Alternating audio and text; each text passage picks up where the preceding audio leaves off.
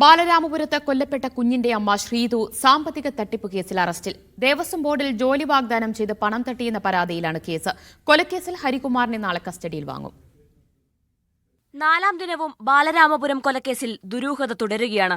ദേവസ്വം ബോർഡിലെ ജീവനക്കാരി എന്നായിരുന്നു കൊല്ലപ്പെട്ട കുഞ്ഞിന്റെ അമ്മ ശ്രീതു നാട്ടുകാരോട് പറഞ്ഞിരുന്നത്. ദേവസ്വം ബോർഡിൽ ജോലി വാഗ്ദാനം ചെയ്താണ് പലരിൽ നിന്നായി പണം തട്ടിയത്. പല തവണകളായി 10 ലക്ഷം രൂപ തട്ടിയെന്നാണ് ബാലരാമപുരം സ്വദേശിയുടെ പരാതി. വിശ്വാസവഞ്ചന, സാമ്പത്തിക തട്ടിപ്പ്, വ്യാജരേഖ ചമയ്ക്കൽ എന്നീ വകുപ്പുകളാണ് ശ്രീതുവിനെതിരെ ചുമത്തിയത്. 7 പേർ പരാതിയുമായി പോലീസിനെ സമീപിച്ചിട്ടുണ്ട്. തട്ടിപ്പിൽ ഇടനിലക്കാരെ കേന്ദ്രീകരിച്ചും അന്വേഷണം തുടരുകയാണ്. നേരത്തെ പോലീസ് ചോദ്യം ചെയ്ത് വിട്ടയച്ച കരിക്കകം സ്വദേശിയായ ജോത്സ്യൻ ദേവിദാസന് ഈ ഇടപാടുകളിൽ പങ്കുണ്ടോ എന്നും പരിശോധിച്ചു വരികയാണ്. സാമ്പത്തിക തട്ടിപ്പുകൾക്ക് കുഞ്ഞിന്റെ കൊലപാതകവുമായി ബന്ധമുണ്ടോ എന്നും പരിശോധിക്കുന്നുണ്ട്. കൊലക്കേസിൽ റിമാൻഡിൽ കഴിയുന്ന ഹരികുമാറിനെ നാളെ കസ്റ്റഡിയിൽ വാങ്ങും. അടിക്കടി ഇയാൾ മൊഴി മാറ്റിയതും മാനസികാസ്വാസ്ഥ്യം പ്രകടിപ്പിച്ചതും പോലീസിനെ കുഴപ്പിച്ചിരുന്നു.